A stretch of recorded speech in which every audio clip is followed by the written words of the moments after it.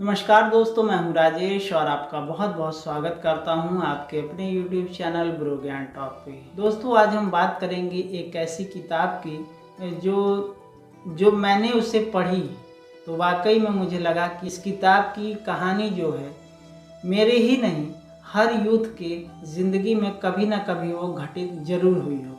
हम बात कर रहे हैं काशियाना। काशियाना एक ऐसी किताब है जिसमें बनारस शहर को इस तरीके से शब्दों के माध्यम से उकेरा गया है, लिखा गया है कि मानो आप विश्व के किसी भी कोने में बैठे हैं और अगर आप काशियाना पढ़ रहे हैं तो आपको ये महसूस होगा कि आप बनारस की तंग गलियों में चहलकदमी कर रहे हैं, घूम रहे हैं, बनारस की संस्कृति को जी रहे हैं, बनारस के सुंदर और मनोरम घाटों पे बैठे हैं और गंगा की अटखेलियों का आनंद ले रहे हैं। काशियाना पढ़ते वक्त आपको लगेगा कि आप जब गंगा के किनारे बैठे हैं तो उसकी ठंडी ठंडी हवाएं आपको बिना बनारस आए भी महसूस होने लगेंगी। और इसी के साथ साथ इस बुक में एक प्रेम कहानी है। प्रेम कहानी हर इंसान के जीवन का हिस्सा होती है जब वो जवानी के दहलीज पे कदम रखता है। कुछ ऐसी ही कहानी आपको इस बुक में भी देखने को मिलेगी। तो थोड़ा सा चलते हैं, किताब के बारे में जान लेते हैं। इस किताब को किसने लिखा है, कैसे लिखा है, ये भी हम आपको बताएंगे। दोस्तों, ये काशियाना जो बुक है इसे लिखा है काशी हिंदू विश्वविद्यालय में पढ़ने वाले ओम प्रकाश राय यायावर जी ने। ओम प्रकाश राय यायावर नई पीढ़ी के सबसे ज़्यादा पढ़े जाने वाले लेखकों में से एक हैं। काशियाना इनका चौथा उपन्यास है। इनकी पिछली किताबें काशी टेल और आपका रसिया ने खूब धूम मचाया था। यायावर एक स्वाभाविक लेखक हैं। सामाजिक पहलुओं में प्रेम प्रसंगों का अत्यंत खूबसूरती से समावेश करना इनकी विशेषता है। यायावर के लेखन से माटी की सौंधी खुशबू आती है। राय साहब का जन्म बिहार राज्य के भोजपुर जिले में हुआ और गांव से इनका काफ़ी गहरा संबंध है। सालों तक बनारस में पढ़ाई करने के बाद अभी भी ये काशी हिंदू विश्वविद्यालय से उच्च शिक्षा प्राप्त कर रहे हैं।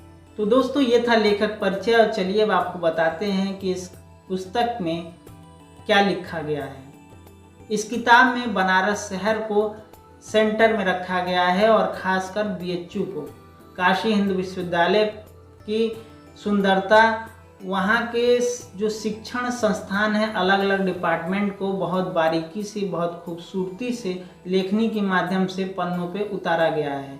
और इसमें कहानी भी जोड़ी गई है जो कि पढ़ते वक्त आपको बहुत ही इंटरेस्टिंग लगेगी।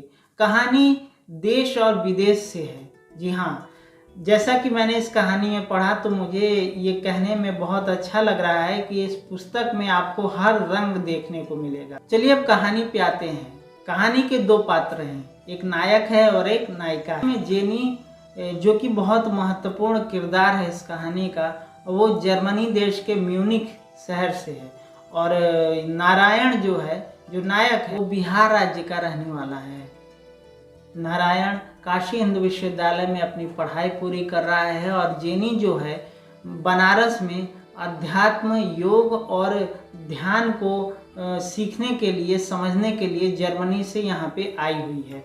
इन दोनों की मुलाकात संकट मोचन मंदिर में एक संगीत समारोह में होती है, जहाँ पे नारायण काशी हिंदू विश्वविद्यालय से इस संगीत समारोह में को देखने के लिए आया हुआ है। और वहीं जेनी अपनी सहेली के साथ इस मंदिर में संगीत समारोह का आनंद लेने आई है। क्योंकि जेनी को बनारस से बहुत लगाव है और यहाँ की संस्कृति, यहाँ के रहन सहन और ध्यान, योग और विपश्यना से भी काफ़ी लगाव है। वो इसके रिसर्च में बनारस आई हुई। और नारायण ने जब जेनी को देखा है तो संगीत समारोह का उसे कोई ध्यान नहीं रहा, वो केवल और केवल जेनी को देखता जाता है। संगीत समारोह खत्म हुआ और जेनी अपनी सहेली के साथ होटल चली जाती है और नारायण काशी हिंदू विश्वविद्यालय फिर से चला आता है, BHU चला आता है। लेकिन नारायण के साथ फर्स्ट साइट, फर्स्ट लव वाला खेल हो चुका है। जी हाँ, नारायण ने जेनी को एक बार देखा और उसे प्रेम होने लगता है, ऐसा वो अंदर अंदर सोचने लगता है। धीरे धीरे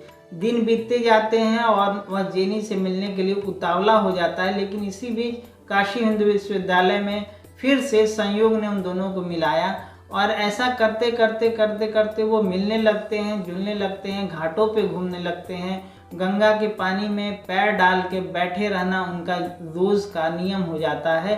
और नारायण भी अपने प्रेम को आगे बढ़ाते हुए जेनी के साथ घूमता है। नारायण जो कि काफ़ी सालों से बनारस में रह के पढ़ाई तो करता है, लेकिन बनारस शहर को घूम नहीं पाता।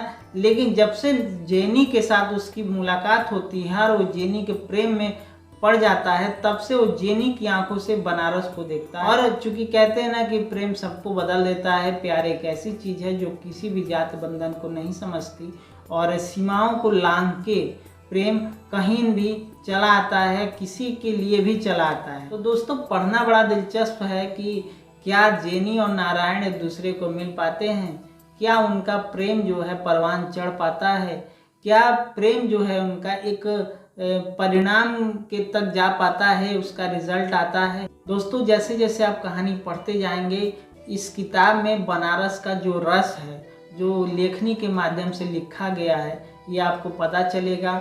और वाकई में इस किताब को पढ़ते हुए भी आप क्षण भर के लिए भी बोर नहीं हो सकते। एक सीटिंग में बैठ के भी आप इस किताब को पढ़ सकते हैं और बनारस के साथ साथ एक बहुत अच्छी प्रेम कहानी को भी पढ़ सकते हैं, महसूस कर सकते हैं। तो देखना बड़ा दिलचस्प होगा और पढ़ना भी बड़ा दिलचस्प होगा कि जो जेनी है और नारायण का जो प्यार है वो पूरा हो पाता है। अब इस कहानी का अंत क्या है, ये तो आप किताब पढ़ने के बाद ही महसूस कर पाएंगे। लेकिन हाँ, मैं आपको एक हिंट बता दूं कि मैं तो पूरी किताब पढ़ चुका हूँ और इस कहानी का अंत बड़ा रोचक है और बड़ा इंटरेस्टिंग है। और वाकई में जब आप पढ़ेंगे तो कुछ समय तक आपको लगेगा कि ये कहानी हमारे और आपके जीवन से ही जुड़ी हुई है। तो राय साहब का बहुत बहुत धन्यवाद कि ऐसी कहानी उन्होंने अपनी लेखनी के माध्यम से पन्नों पे उतारी और एक ऐसी कहानी पढ़ने को मिली जो लगभग हर इंसान के जीवन में होती है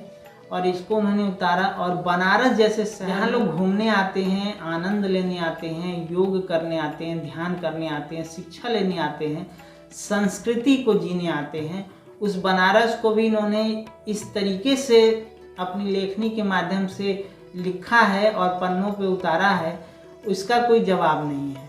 और खासकर काशी हिंदू विश्वविद्यालय को जिस तरीके से हर पेड़, हर हॉस्टल, हर बिल्डिंग, हर डिपार्टमेंट को इन्होंने ऐसी भाषा शैली से पन्नों पे उकेरा है कि यकीन मानिए कि यदि आप बनारस कभी नहीं आए हैं और आप दूर भी बैठे हैं तो इसको पढ़ते वक्त आपको लगेगा कि वाकई में ये मैं बनारस में ही हूँ और काशी हिंदू विश्वविद्यालय में ही मैं टहल रहा हूँ और महसूस कर रहा हूँ। दोस्तों, अब बात कर लेते हैं कि ये किताब आपको कहाँ मिलेगी, कैसे मिलेगी और कितने रुपए की किताब आती है। आपको बता दें कि किताब आपको अमेज़ॉन जो कि कमर्शियल साइट है उस पर मिल जाएगी। आराम से आप इसको सर्च करें काशियाना के नाम से, आपको ये आराम से वहाँ मिलेगी। और 150 रुपये की एक किताब है और इसके जो पेजों की संख्या है वो 157 है, यानी कि लगभग एक पन्ना 1 रुपये का है। और मैंने जब ये किताब पढ़ी तो मुझे नहीं लगा कि इसका मूल्य सिर्फ 1 रुपया होना चाहिए, ये अमूल्य है। और इसमें जो कहानी लिखी गई है वो भी अमूल्य है, इसका कोई मोल नहीं है। लेकिन एक खर्च को यदि देखा जाए तो 150 रुपये बहुत ज़्यादा महंगी किताब नहीं है, हर व्यक्ति इसको लेके पढ़ सकता है। दोस्तों, राय साहब का बहुत बहुत धन्यवाद एक बार पुनः इस किताब को लिखने के लिए और लोगों तक पहुंचाने के लिए, ताकि लोग अपनी कहानी को इससे रिलेट कर पाएँ और समझ पाएँ कि हाँ, वाकई में ऐसी कहानियाँ होती हैं।